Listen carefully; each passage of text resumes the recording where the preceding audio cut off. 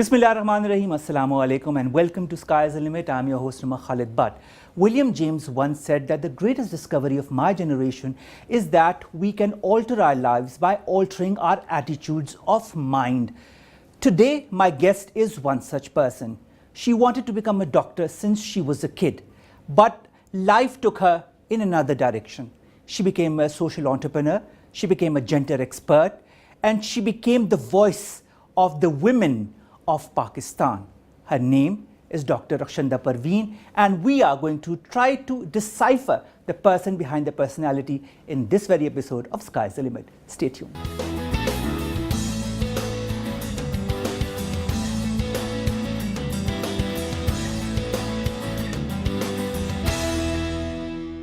Welcome back, and in this episode of Sky's the Limit, we've been joined by our esteemed guest, the woman of many faces, a woman of so many talents, Dr. Rakhshanda Parveen. Dr. Sahiba, thank you very much to have joined us.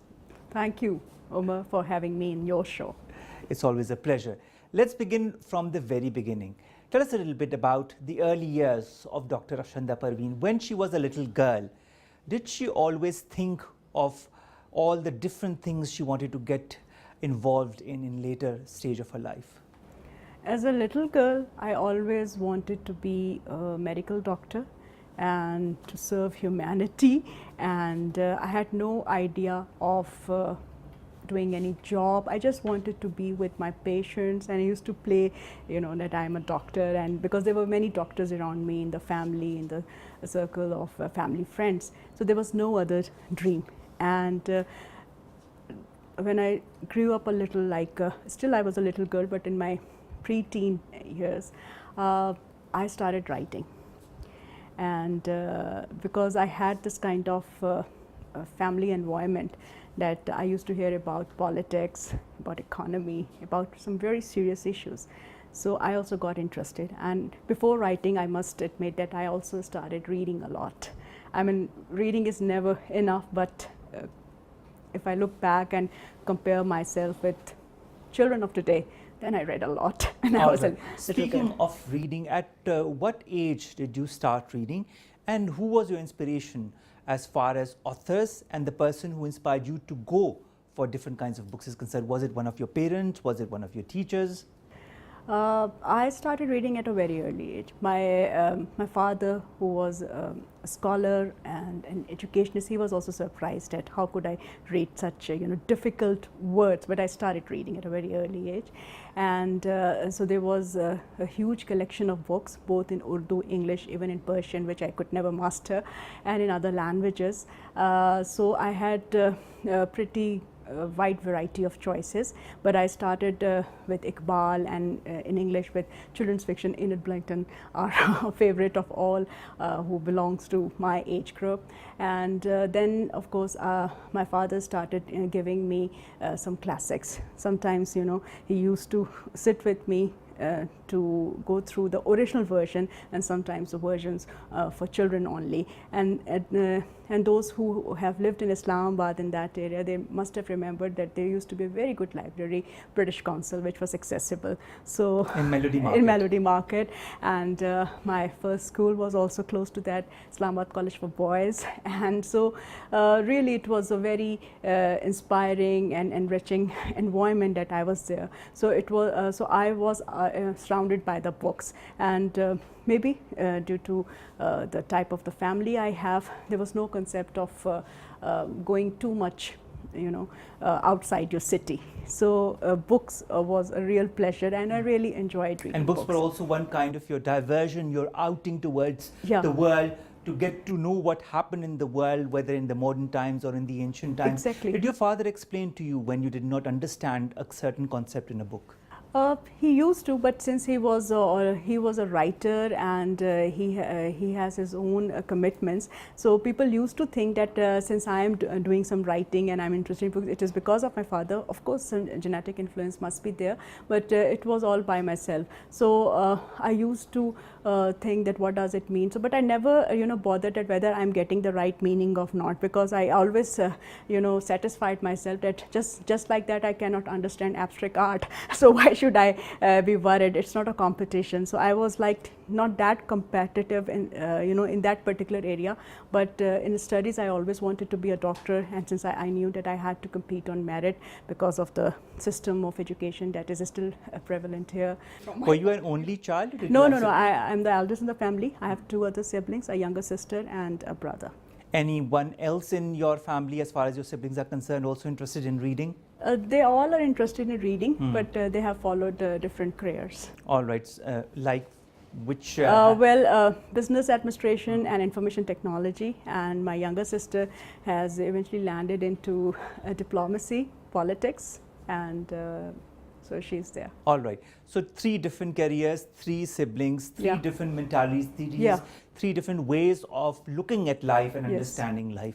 Now, when you were in ICB, that was the time when ICB was considered one of the best institutions in Islamabad. Yes. And then what happened? Where did you do your later studies till metric, until FSC? Yes, and since this ICB is Islamabad College for Boys, so all girls were supposed to get separated from boys after completing primary years of education. So from class 6 till metric, I was in Islamabad College of Girls, and then to taste the flavor of real college, I went to the Federal Government College for Women in F7 too. All right. Yeah, from so there you've tasted the best colleges and schools in Islamabad. At that time, there used to be no rival. Best teachers, because colleges and schools, they are not about bricks and walls.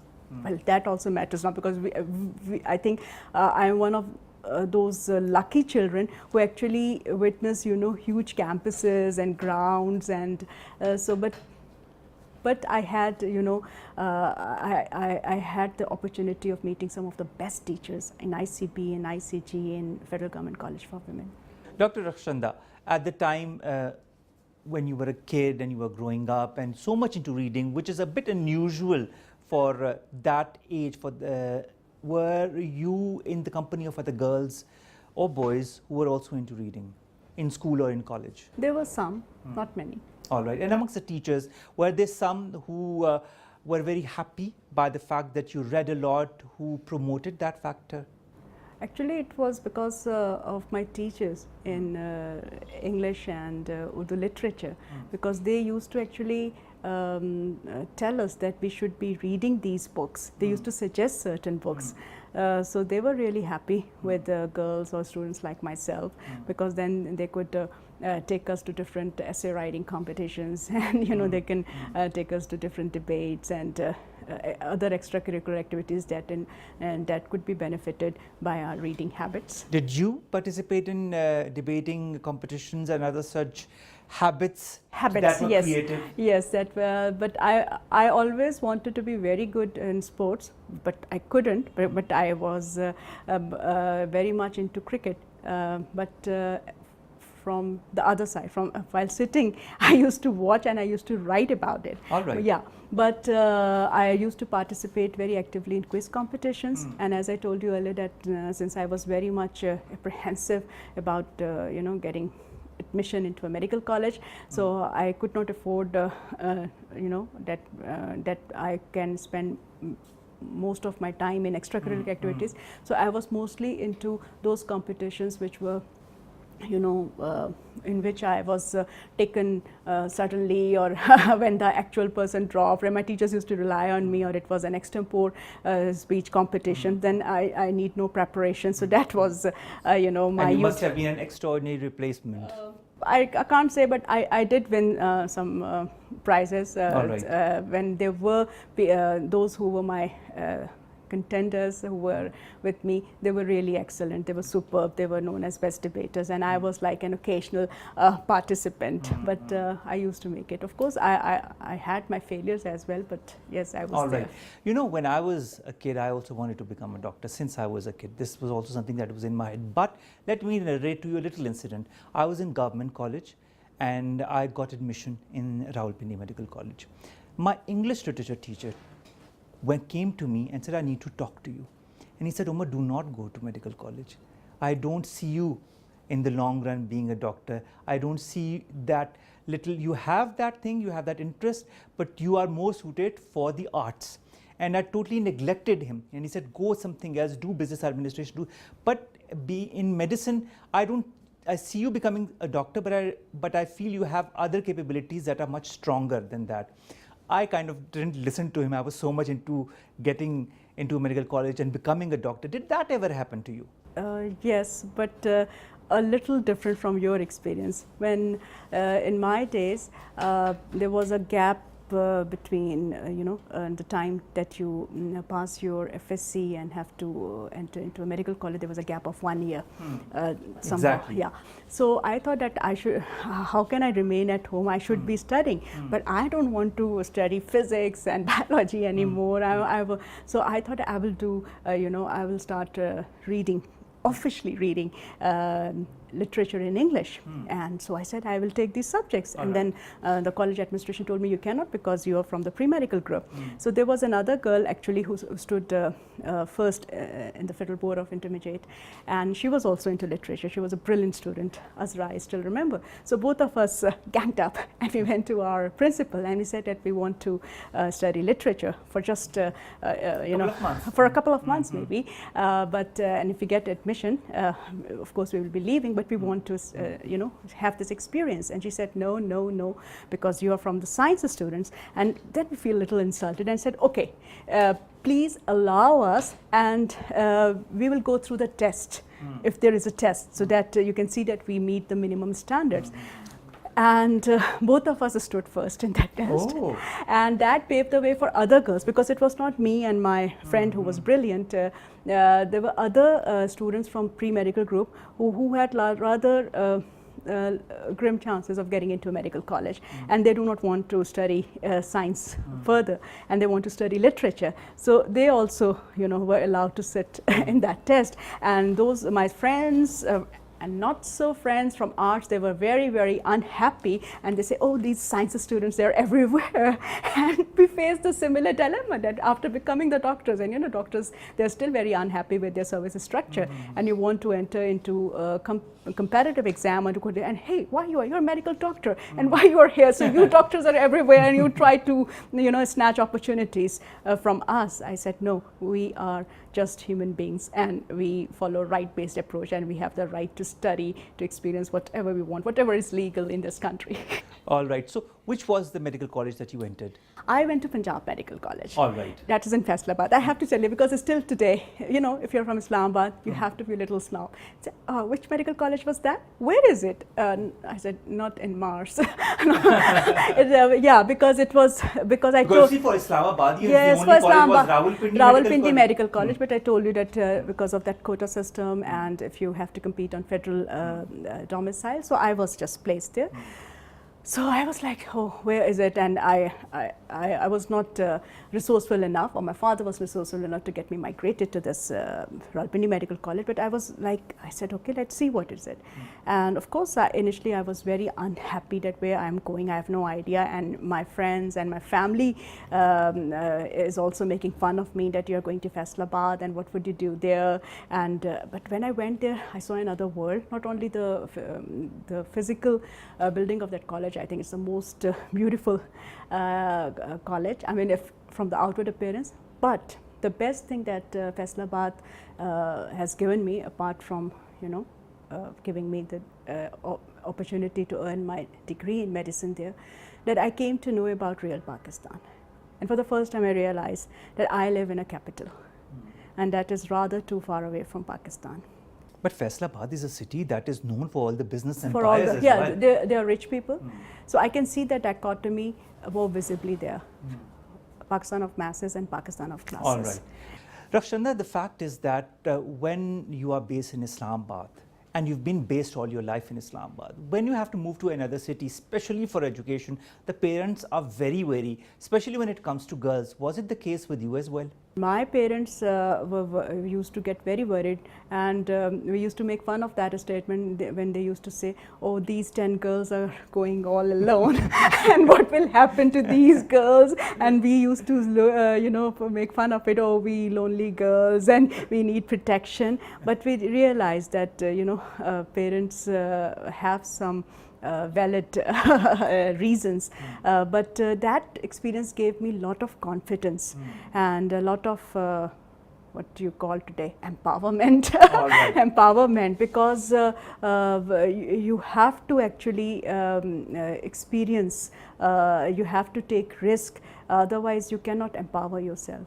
That is so true. I think I'll take you on the statement of taking risks to be empowered. Now, as a woman from Islamabad, going to Faisalabad and then going in co-education in a university after having done your high school from an all-girls school and all-girls college, was it difficult for you as a woman to kind of work in co-education, study in co-education? Co-education was not a difficult or a scary idea for me. Rather, hostel life? Hostel life, we used to think it would be very exciting.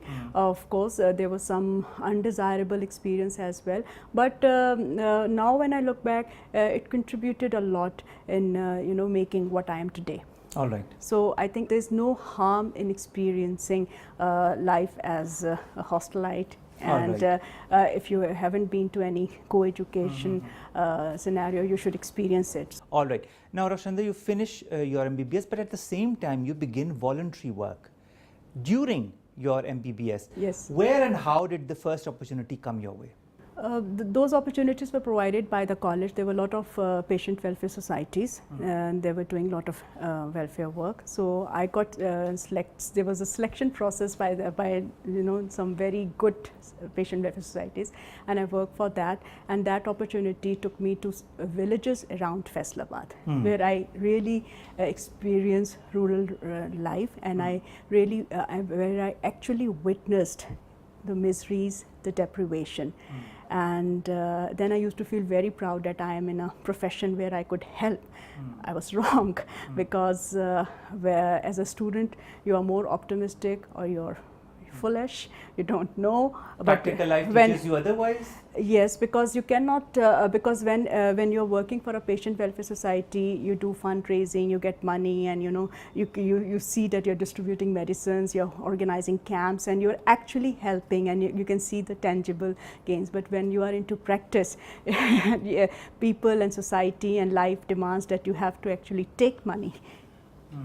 And taking money from poor patients was the idea that my mind was not accepting.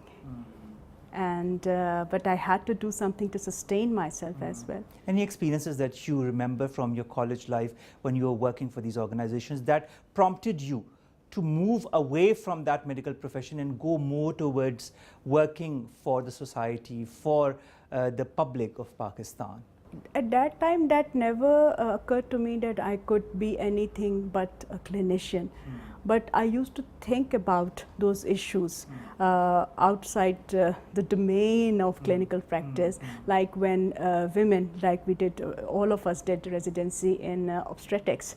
And when women, they used to, I mean, I don't know, crying is such a little word, it cannot gauge the pain and miseries of those women who used to say that, Dr. Saab, we do not want to go back. This is my third daughter and my in-laws won't accept me. And they used to be, abandoned mothers. And we didn't know, I don't know how our professors or senior registrars handled that, that situation. But I used to get very upset. So at that point, as a student, I realized this challenge of son preference in Pakistan, and I used to get worried that why is it happening? Because we know as a science students, you don't have to be a medical doctor to know this, that sex determination is from the male side, although it's all involuntarily. And still in this day and age, a lot of people do not know or do not want to know that. Or very educated people, as you said, that Faisalabad has very rich people, and the second and third generations at that time, they got an opportunity to study not only within Pakistan, but they had their foreign degrees as well.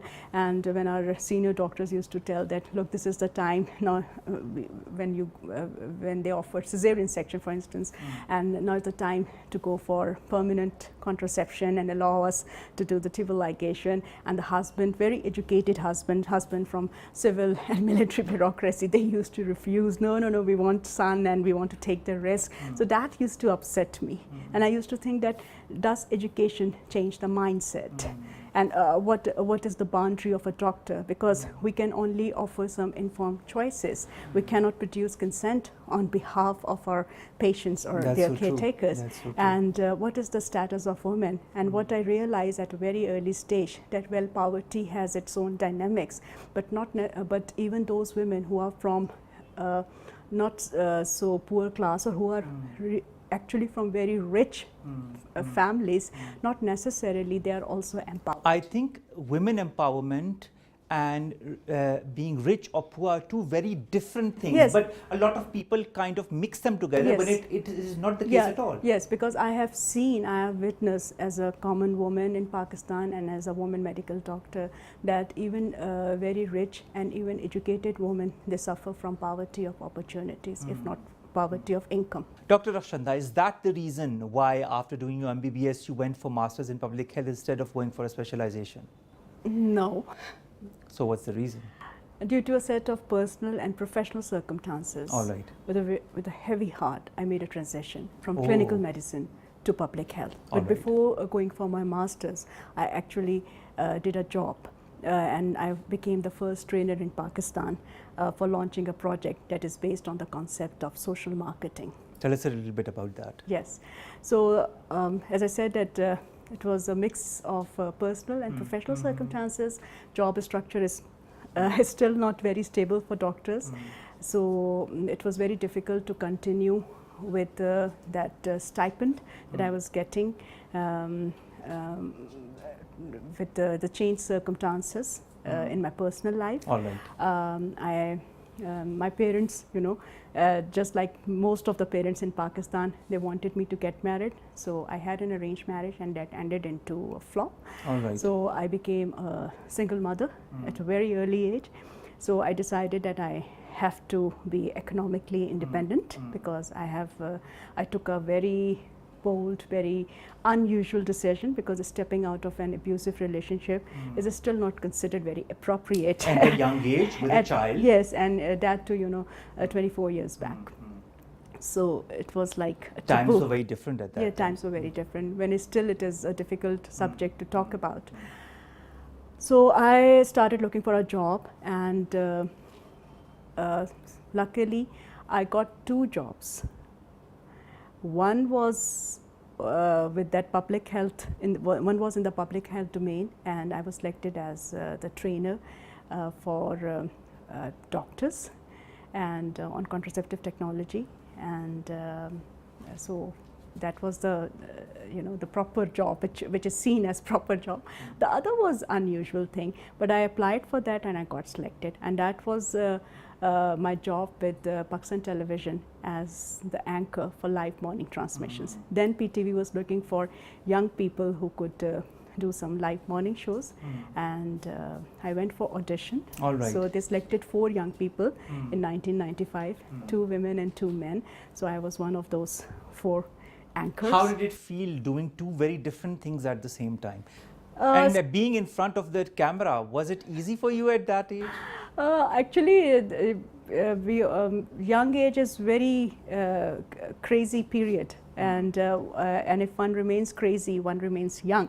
So I really enjoyed that, because when I was invited for the audition, I remember my mentor and the then executive producer Nargis Hashmi Saiba, she asked that do you have any experience of anchoring or moderating? And I said, well, during my college life, I did some shows in the college on behalf of my Patient Welfare Society. Other than that, I had never been before camera, other than in my student life, when I appeared in certain television program as student debater or one of the competitors in a quiz competition. And she said, how would you do it? It's going to be a live, and it's PTV, it's a state-owned television. So why do you think that you should be considered? So I said that consider me because I'm a medical doctor. I'm very good at handling emergencies. So she said, okay, okay, so come over, we'll see you. So when I entered, I have always been like a girl next door. So there were a lot of men there, and so they just looked at me, and then they didn't look at me again. And I sat in one corner. So there were a lot of glamorous and really pretty girls, and they were very talented. And somehow that was my day. So they asked me to sit in that hot seat and then start talking. Morning shows are very different because I've done them as well. You have to talk on a number of topics, on a number of topics you do not know about. Did it take a lot of time for you to go through them? Was talking in front of the camera for more than an hour easy to you?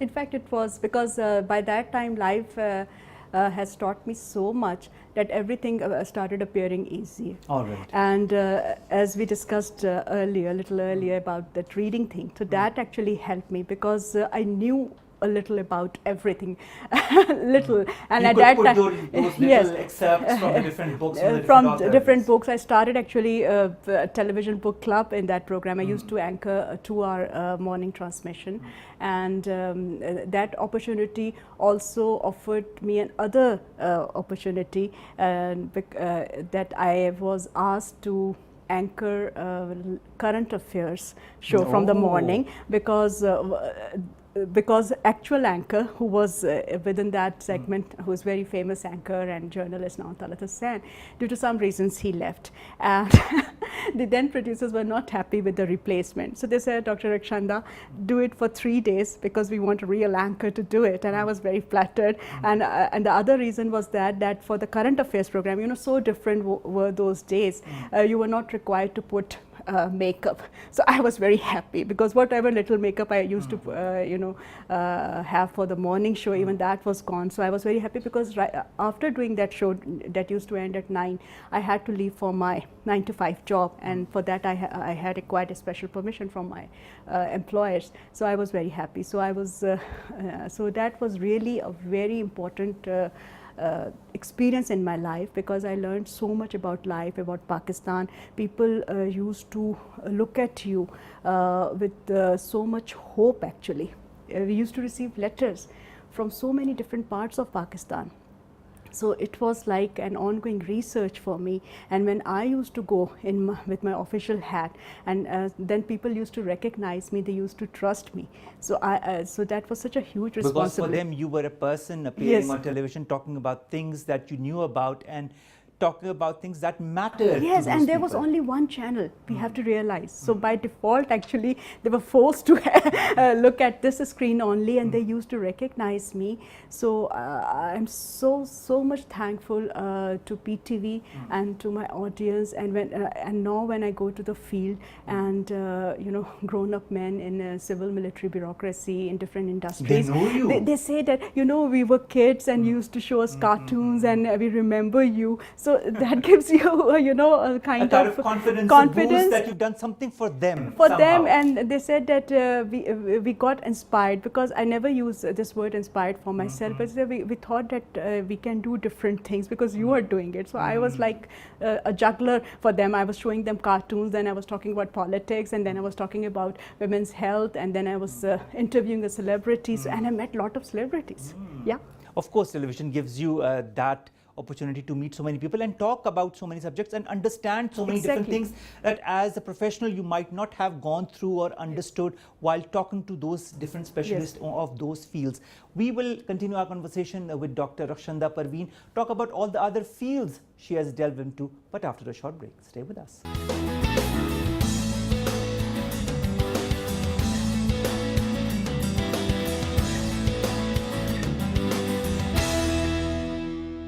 Welcome back, and we continue our conversation with the gender expert and social affairs specialist, Dr. Rakhshanda Parveen. Dr. Saiba, let's start with the Masters in Public Health, where you went to Amsterdam to do it. You could have gotten an opportunity in the United Kingdom, in the US. Why go there? It's a very difficult question. It appears very easy. I got admission in London School of Hygiene and Tropical Medicine, but at that time, Chevening Scholarship was not for the medical doctors. They were very scared of medical doctors.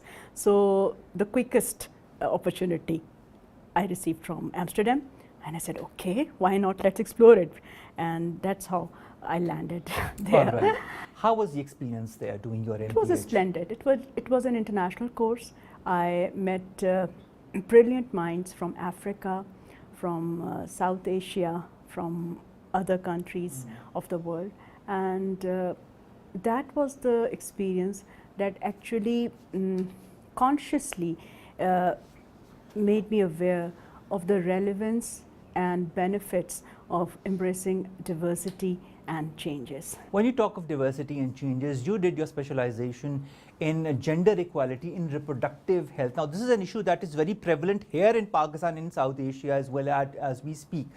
Did you know at the time that you were doing your masters that you will be applying all that you've learned in Pakistan in the coming years? I didn't know that in what shapes and forms, but I knew that I will be there doing something relevant to it, because that was a conscious decision. Because when I departed from my clinical cardiology career to public health, the new career was population and development. So actually I wanted to be a medical demographer, but looking at my way of thinking, at my way of writing, my professors, my Dutch professors suggested that you are actually going into the area of gender. And I got taken aback. I said, no, this is not my area, because I had a very different view about feminist and feminism. And I said that no, and they said yes. And then I started reading it seriously. And my first challenge was that how to translate gender into Pakistani perspectives. There is no one Pakistani perspective, and the biggest challenge is that of language. So linguistics again is not my expertise, but just to enable myself to do certain important things that are relevant to Pakistan in this very complex area of gender, reproductive health, youth and population, I revived Urdu alternative of gender, that is SINF, and National Language Authority accepted it, because before that either we as Pakistanis used to say gender as we use mixed language or Minglish as we say, we still, or we used to, even the development sector practitioners and journalists and media used to say jins, which is different from gender. So now we say in Urdu, Sinfi Mamlat, Sinfi Tasub, Sinfi Imtiaz. And then I was able to materialize the communication model that I presented in my distinction-winning thesis as a television program. So I started working behind the camera when I came back, along with other things that I did. And I presented that program before Pakistan television. At that time, Khalid Mahmood Zaidi and Akhtar Viqar Azim, very senior producers, they accepted my courage, and they say, okay, let us watch. If it is of broadcast quality, if the content is okay, we will certainly give you a space. And luckily, the program was aired. The program was called Gender Watch. Unedited, and for the first time, a program on very serious and sensitive issues was presented by youth, because at that time I was also young, and I thought that why we present serious programs from TV, pre-TV especially, in a very, not boring but dry manner, and without taking out the seriousness and without making it as an alternative of any glamorous program. It should be very interesting, so it should command the attention of youth and people who want to work with youth or for with youth. And to my extreme surprise, this program was nominated for PTV Excellence Award. And it got in 2001? 2001 I got this award, and even today those who are in the sector, they're very kind, and they accept that this particular program from the state-owned channel PTV coined gender in Pakistani context, and that happened in 1999. And that was years and back. And that started a discourse on gender and Pakistani perspectives. Many universities in public and private sector, they started introducing this subject even business students, graduates, they started writing paper on different dimensions of gender, and then there was no end to the programs in any format, whether it is drama, whether it is entertainment, whether it is a mix, whether it is a talk show or a morning show, where gender issues could be ignored.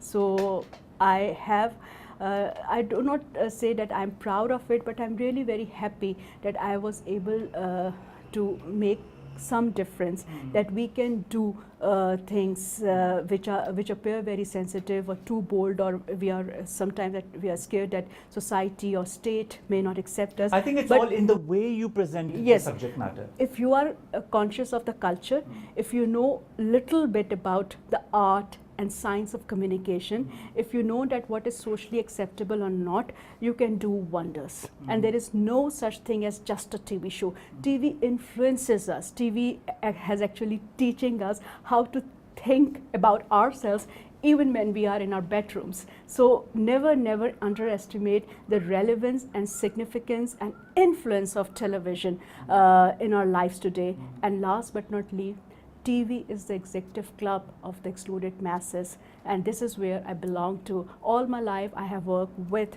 disadvantaged communities of Pakistan. And I think all of these communities watch television and get inspired from the different kinds of discussions that are put on television, and if those discussions are positive, are encouraging for those classes that feel deprived, then it is a kind of a boost for them. Yes. It encourages them to make their place in society. And if it is reflecting their ideas, their aspirations, their needs, because sitting in this comfort zone, talking in another language, we can appear, convincingly we can appear as expert and say, if this is what people need, but there's a huge difference between felt need and actual needs of people. So you have to be with people. So we went to the field actually. We gave them mic. What was the difference? When I look back, I was not a trained television producer. It was just learning by doing. But I knew people because of, again, PTV and different experiences of life. So we gave them the mic, and it was such an empowering experience for them when a poor woman or a poor man or a jobless youth is holding the mic and saying, you know, this is what I think, this is my opinion, because usually we see on television people who offer opinion, they are from a certain class. So gender is not about, you know, differences and competition between men and women and other people with different sexual identities. It is also about class, power and entitlements. I totally agree with you on that, and I think you also took that that power to talk to people, to make them understand, to look into their problems and to find solutions while working as consultant. Because as a consultant, you've worked for INGOs, you work for the United Nations, you work for the Asian Development Bank, for donor groups, for different agencies as well. And you brought forth that work that you were doing in television on gender bias and took it to another level. Tell us a little bit about that. I have been doing a lot of works together. Sometimes I appear very defocused, and those who are my friends think that I'm very versatile. But to maintain my livelihood, I worked as consultant. And what other projects that we have briefly discussed, and there are many others which we haven't discussed, they are into the area which I call social entrepreneurship. That producing a social good with a business plan where I want to earn something, but profit is not the goal. So the consulting experience with international aid agencies, technical groups and different institutions, that was not only important for my personal sustenance, but also to share information, knowledge and expertise on real issues of a vast majority of Pakistan with gender lens. And I became the architect of the study that produced and that designed a qualitative review on a very sensitive issue, that is violence against women and girls. And the design is still followed a lot, and I have produced a number of reports on reported cases, what has been reported in our own, in Pakistani police stations, what has been reported by credible English and Urdu and regional newspapers in Pakistan. So let's take that information only and analyze it. That's the tip of the iceberg, and even that piece of information was so scary. So at least now people have started believing that such things happen. During the course of all this time, you also had a lot of short courses, whether it be by the United Nations organizations such as the UNFPA.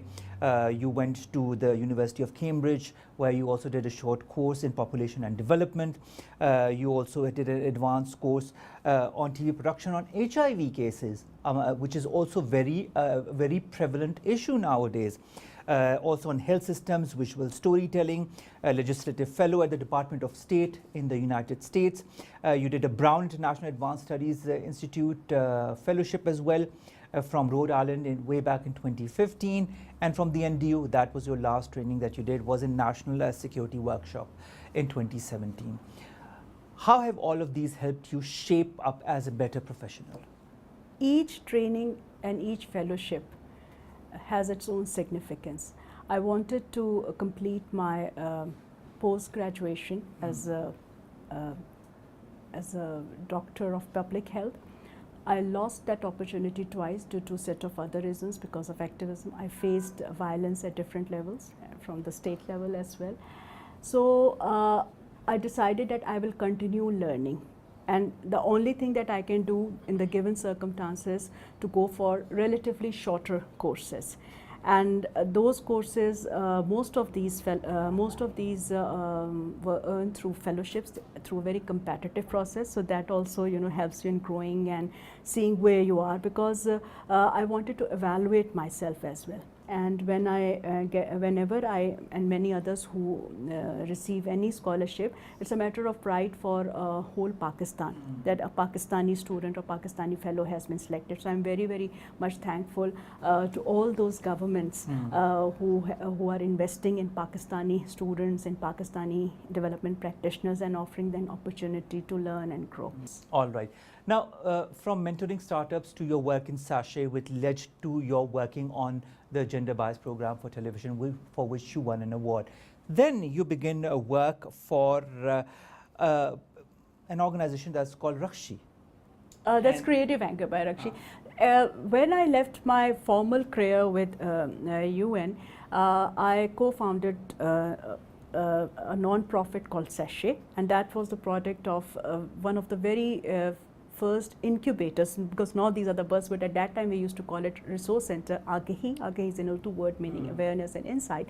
So that created Sachet, and Sachet did a lot of programs and a lot of voluntary work in health, education, and eradicating poverty with gender perspectives. But by that time, I think it was in 2009 or 8, social entrepreneurship was becoming popular, although it is still very much misunderstood. So I created another business, social business, under the title Creative Anchor by Rakshi. And the idea was to show that you can work in structures which are not dependent on bricks and walls. So it was the first virtual company that I did in my, in my ongoing career. And it was more focused on research-based advocacy and research. Why leave the United Nations and start your own work? That was way back, because when I did my post-graduation study and I came back, I wanted to do a lot of experiments. And when you are in a formal sector, you just cannot. So that's how I co-founded this organization. So that's why actually I left. And in fact, I left in one way, but I was always working with them and other UN agencies and different donor and technical agencies in my capacity as consultant and head of different organizations. So you're still working as a consultant for different agencies? Yes. From working in the social sector, from working towards eliminating gender bias, you started to write books. You've written 4 different books. The latest has been published very recently. And the different research papers as well that you've published along with it relate to development, to youth, to women, and to gender as well. The process of writing a book, does it come easily to you? No, I think for no writer. I mean, irrespective of the caliber of that writer, but it happens. whether I'm not commenting, and I know no one should be commenting on his or her own writing, but it should be spontaneous. But my writings, in my writings, gender has remained a common denominator, even in my creative writings as well. So a lot of research was also involved, and I thought of compiling some of my writings in the form of a book, because I think that a book has its own place, and it collects the data and information and ideology and philosophy, and those who are serious readers or those practitioners who want to gain some insight, because time always go forwards, and I am representing so many lives and so many time spent, because world is changing very quickly, although we may not be seeing those changes which we always wanted to see, but due to technology, due to other political realities, world is changing very fast. So it is very important to document the experiences that have happened in the past and what could be learned from them, what could be unlearned. So that was my actually primary thought behind those books, and also I wanted to share different ideas I have which were never articulated by any donor agency. But again, donors have been very kind that they publish those books. Like after working for many years, it has been like more than 25 years on different gender issues, I realized that our taxation system is also very discriminatory towards women, especially single women who are divorced or who are disabled or who never get married, and it offers tax exemption on property to widows but not to other groups of single women. So I produced a book on that issue, and that was published by a German political organization. So these are, you know, the thoughts behind producing those and books. I think it's very important to highlight these very issues. Now, we've talked about creative anger by Rakshi. Now let's talk about Cafe Calm. We're inside that cafe as we speak. Tell us a little bit about how you created that cafe. What was the objective of creating it? I have talked a lot about my different areas of work, and one important, maybe whatever I do, whatever anyone does appear important to that person, but if I have to prioritize what is very close to my heart, then one of the areas that is very close to my heart is my advocacy, is my activism, my research around the issues of dowry violence, which is to date neglected by different sectors and segments in Pakistan, which is very sad, because as a public health scientist I can safely say that the magnitude of problem is very high. And it gives rise to other forms of gender-based discrimination and violence. Look at the status of girls and why we have son preference, because people, still families think that no matter how much we invest on girls, ultimately she has to get married and we have to offer a dowry. So there are different layers of this issue. I did some advocacy, I did some research, I produced some booklets, some creative material. I did a whole series of television programs on issues of dowry violence, which were aired by PTV as well. But when I decided to convert my own personal office into a co-working space, the idea was to continue with my activism on those issues which are not mainstream or which are not highlighted by renowned and elite activists. The second objective was to offer a mentoring platform. As I said, that I have been mentoring different startups, and one of the many constraints they have is that they cannot afford an office at the beginning of their career. So they should have a reasonable place where they can sit and where they can afford to continue with their business. All right.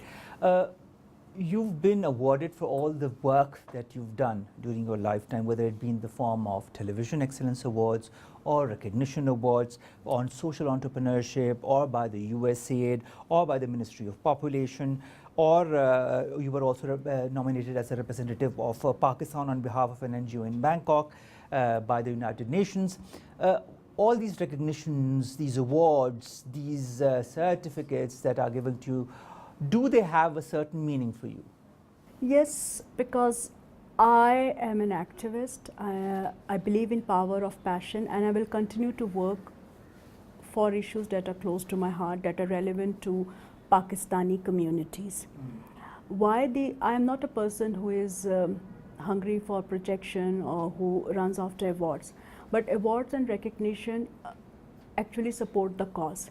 The more you are known, the more your cause is better understood. The more cause is more known, cause is better understood. So that's why all those organizations, all those people who showed their trust in me and recognized me in some way or the other, the causes for which I stand for benefited, and I'm thankful to each one of them. All right, social entrepreneur, gender expert, author, researcher, activist, anchor. What more can we look forward from Dr. Rakhshanda Parveen in the coming days and months and years? I am a human rights defender. And all these are different shades of human rights. And I want to live and die as an empathetic human being only. These are just, different labels, different roles, different hats that all of us have to wear. Some wear more hats, some less. But there are so many persons in one person. But at the end of the day, the person remains the same, and the common denominator should remain humanity. Common denominator should remain empathy. This is what I think, and I always pray and try actually that while maintaining my ambitions, I should also maintain my humility and my empathy. And that shows, the humility, the empathy shows, Dr. Rakhshanda. Looking back at your life, at all the work that you've done, is there anything that you've missed on, that you feel that you've missed on in your life? There are so many things. Of course, my departure from clinical practice is one of the saddest things that I have experienced in my life. And if I have to live again, I really wanted to be a doctor again, a medical doctor and a clinician who could really serve and be with the patients. But due to life is very ironic. I had to make a transition. But maybe this is what life had in store for you. Yes. To work for the benefit of humankind, That's of destiny. Women, of Pakistan, of different societies. Yeah, but I said completely in charge of my life. If I have to choose, then I would always love to be a clinician. All right, and finally, any message for the young girls and the women of Pakistan belonging to any sect, whether they be in a village or they be in a city, they're studying or they're professionals, what message would you like to give to them? I won't give any message, but I will make a request through your wonderful show that women and even men, they have two choices. Either they can continue to enjoy the convenience of subordination, but if they want to empower themselves, if they really want to appear mighty, strong, independent, empowered, then they should be ready to pay the price. Because what I have seen that especially young people, they want success, they want empowerment, and they want it instantly, and they are not ready to pay the price. They are not ready to make sacrifices. They're not ready to wait for it. They want it to come very quickly. Yeah. Yeah. I think that's a very important message. But I hope that you have, through your different years and the different works that you've done as a gender expert, as a social entrepreneur, as a gender expert, and as an author, has touched the lives of many women, not only in Pakistan but around the world. And I'm also sure that they will be following in your footsteps and making Pakistan socially a strong state and a nation in the days and years to come. Thank you so very much, Dr. Rakhshanda Parveen, to have given us the opportunity to interview you, to have gotten to know the person behind the personality. Ladies and gentlemen, this brings us to the end of this very interesting show of Sky is the Limit. I'll end with a little quote. Somebody once said, rather than be a human, be a humanitarian. The example of Dr. Rakhshanda Parveen is one of many, is one of those people who has given her life for the betterment of the women of the different societies that exist in Pakistan. I hope that many of you who are watching the show also come forward with that and follow in the footsteps of Dr. Rakhshanda Parveen. After all, once you begin for a certain cause, sky is the limit. Umar Khalid bids you farewell from this episode. We'll be back inshallah next week, same time, same channel. Take care of yourselves. and Allah Hafiz. And thank you very much, Dr. Rakhshanda. Thank you.